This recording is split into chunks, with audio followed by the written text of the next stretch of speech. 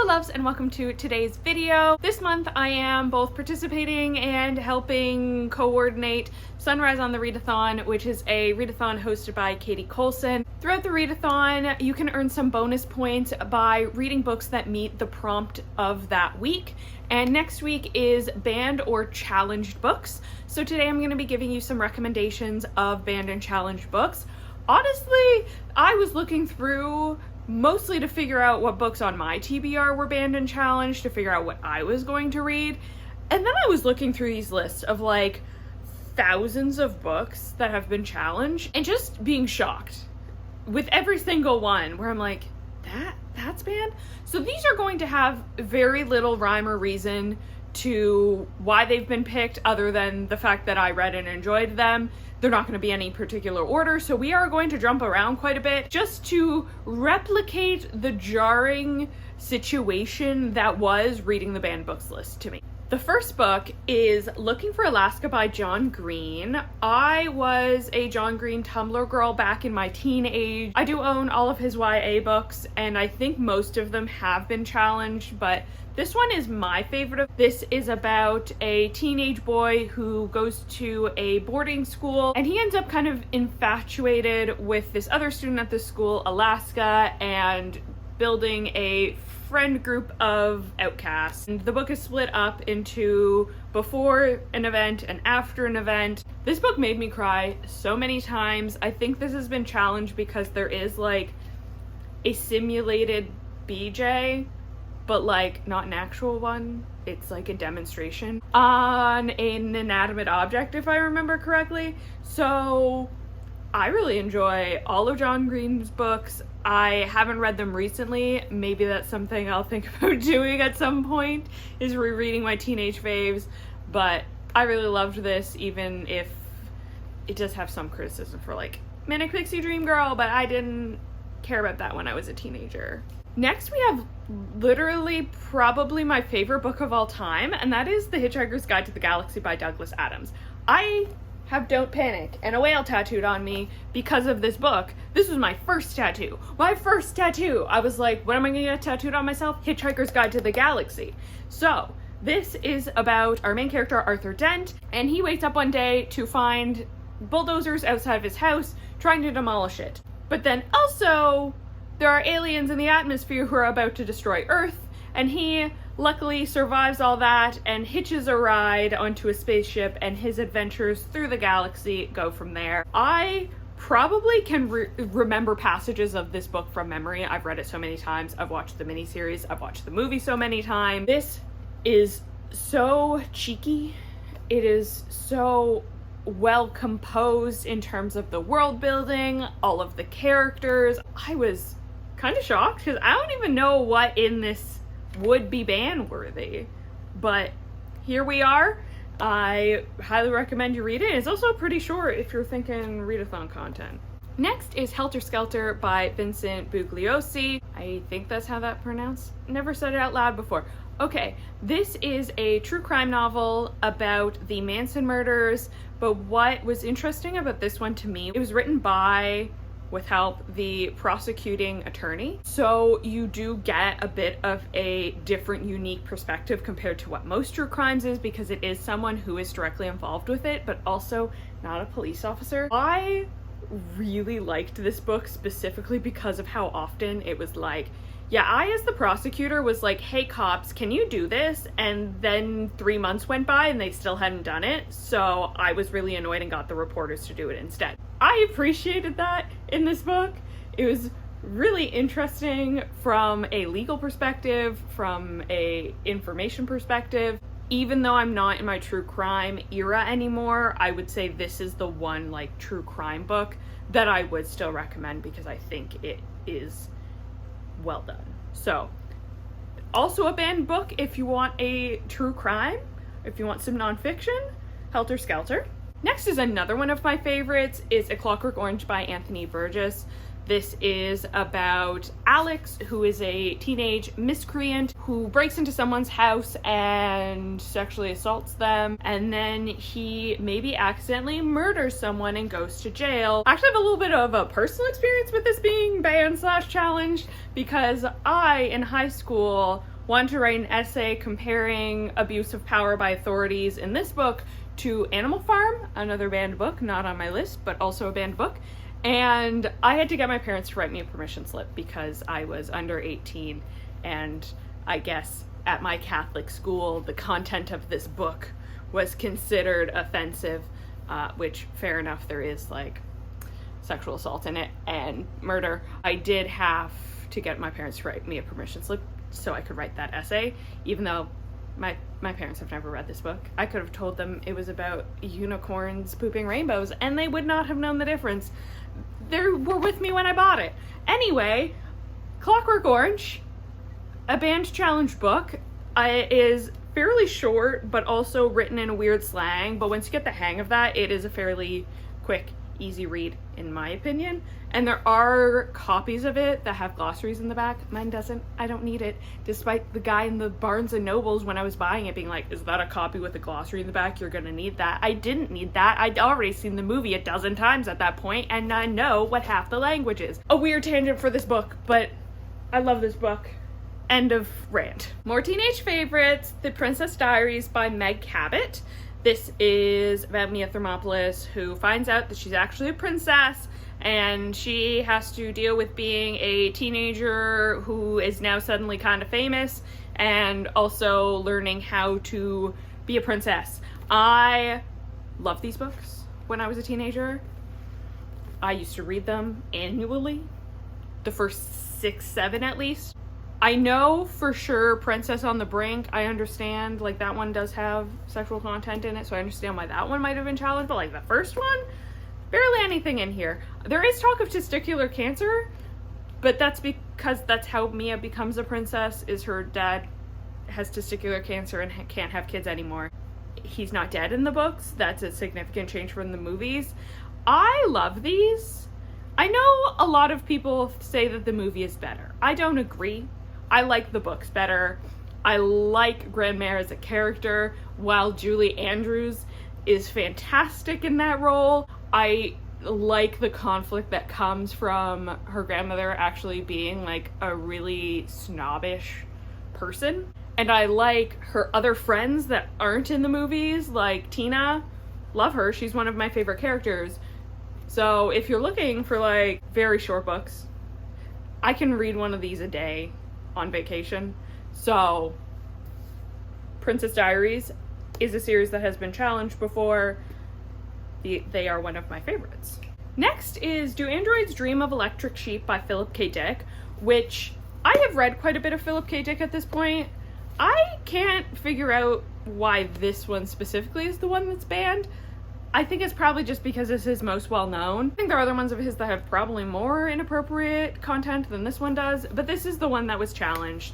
This is about Rick Deckard, who is a bounty hunter for androids, so he puts them through this test to see if they are real humans or they are androids, to decommission androids who have gone rogue. If you have seen Blade Runner, this is not Blade Runner. Despite the fact that they sell covers of this with Blade Runner on it, and it's loosely based on it, this is a very different tone, in my opinion. This is a lot more philosophical than straightforward action, but I liked that. So another personal anecdote is that the reason I read this is because I took a sci-fi class in my film studies degree, and my prof had us read the book and then we watched the movie, and I loved the book. I did not so much like the movie because of some of the changes that they made. Like, there's a character in this book who is an opera singer, and in the movie they made her a stripper.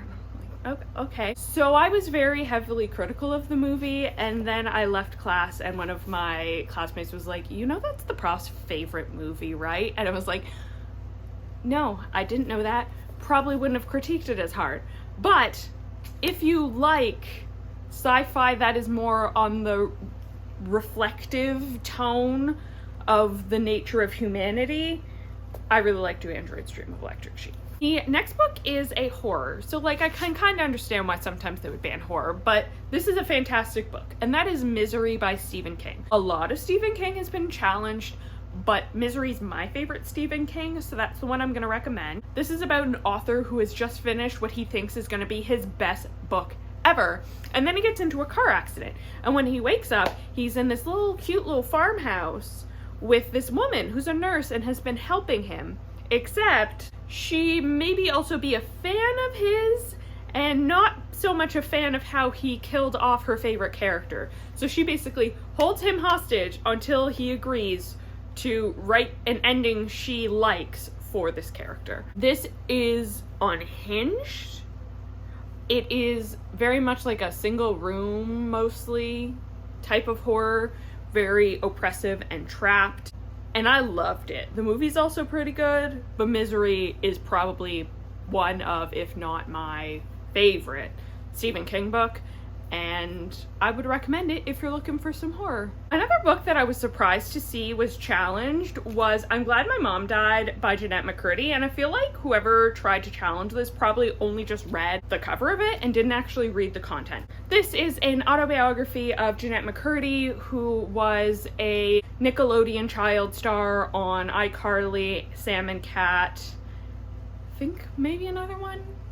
Escaping my mind. It was like a little bit after my era. This is her telling her experience of child stardom and the very complicated relationship that she had with her mother, because she did eventually end up becoming essentially the main breadwinner of her household, and her mother was very harsh on her, and that made her feelings about her mother very complicated. It is an eye-catching title, but it is more about the pressure that child stars are put under, especially when they are in a family situation where their family's well-being relies on their livelihood, their ability to get roles, their ability to keep roles, etc., etc. So this was a fantastic read. I'm pretty sure I cried reading it, and I think the audiobook's also read by Jeanette McCurdy. I didn't do the audiobook, I have the physical, but I've heard great things about the audio as well. So another nonfiction option if you're looking for something to meet the prompt.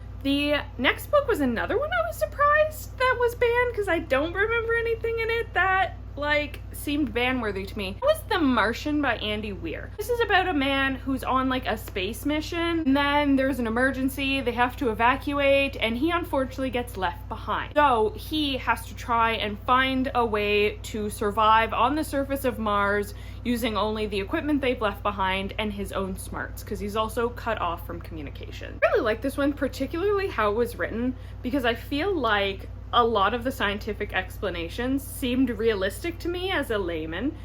I don't know if you are an actual STEM person, maybe that's not accurate, but it felt reasonably written while also being accessibly written, so I really liked that aspect of it. There's the drama of different things going wrong on the planet as he's trying to survive. I really enjoyed this one as a sci-fi. So The Martian by Andy Weir.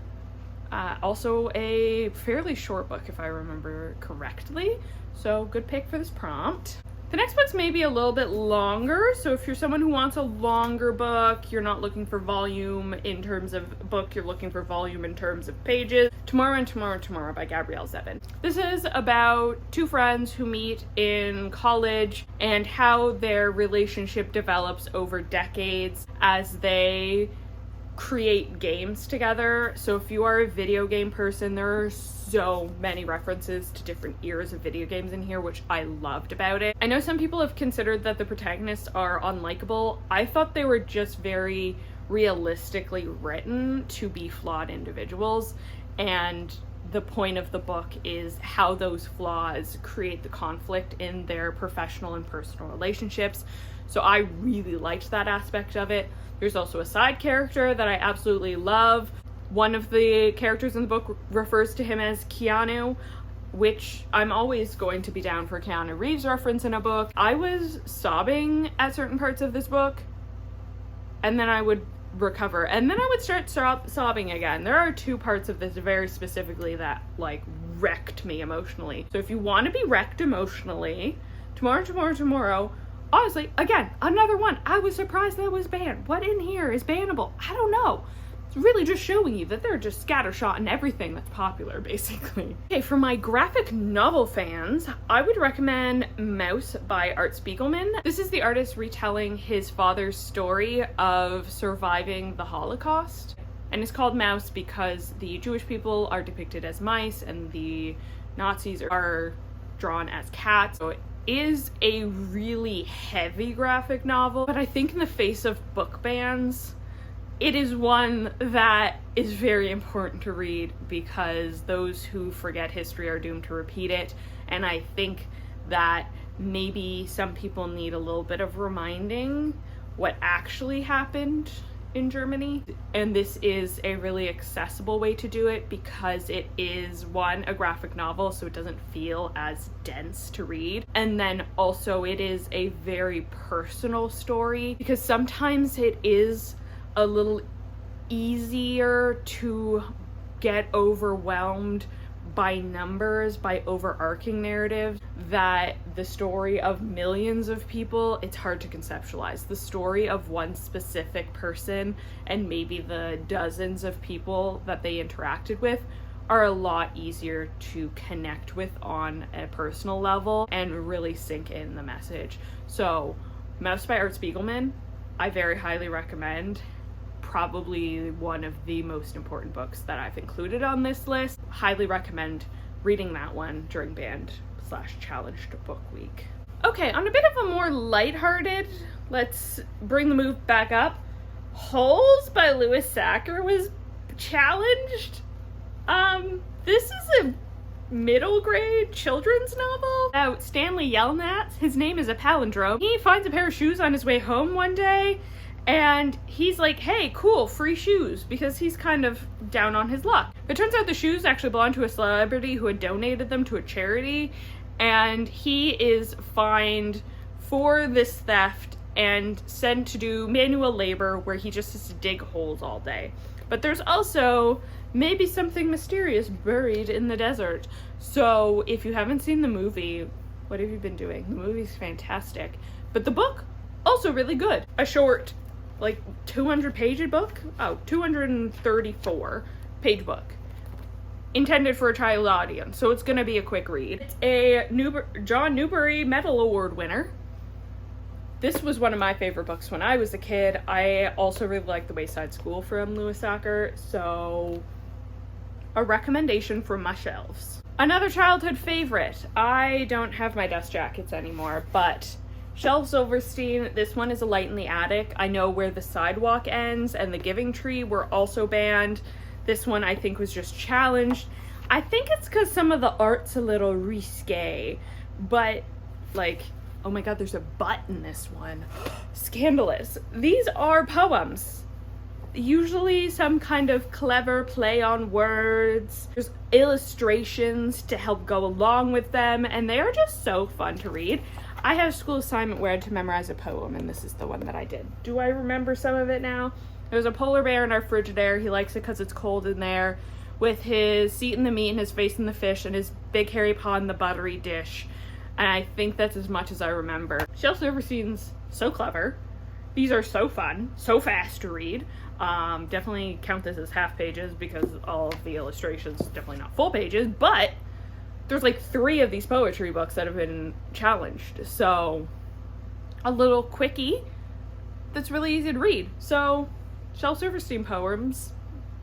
I used to sit on a bench in my schoolyard reading these because I was new to school and didn't have friends yet. Just going into all of my backstory in this video, and you know what?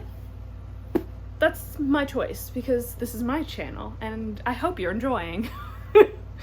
And last recommendation, which is wild to me because I literally read this in school, and that's, I think Hamlet was on the list. Personally, if you're gonna read a Shakespeare, I would read one of my other band favorites, but I don't own it, Twelfth Night. So Shakespeare plays. Hamlet is about a man whose father was killed recently, and then his father's ghost is like, your uncle did it, avenge me, and he is kind of losing his mind over that. And Twelfth Night is about two siblings who are on a boat, and then their boat crashes and they end up in different places, and one pretends to be a man in order to like get a job and survive, and there's a whole like mix up of love triangles happening with the gender switches. Gender fuckery is the reason that's challenged, but like, that play's so fun. I love that play. I saw it at the Stratford Festival and bought the DVD. Like, who am I buying a DVD of a Stratford production? That's how good Twelfth Night is, though. I don't know if you're a Shakespeare person, but a lot of Shakespeare's been banned, so depending on how good you are at reading that kind of English, maybe that's an option for you. So those are some of my all-time favorite books that also happen to have been banned or challenged, a lot of them being my childhood favorites, and they're all over the place genre-wise, so hopefully there is something in this stack that interests you, that you want to read. If you're going to read any of these, let me know in the comments down below, or let me know what banned challenge books you really love, or leave the shovel emoji for holes. In the description, you'll find a link to my Instagram and my Goodreads if you want to get some previews on what I'm reading. Like and consider subscribing so you don't miss any of my future videos. Thank you so much for watching, and have a great day.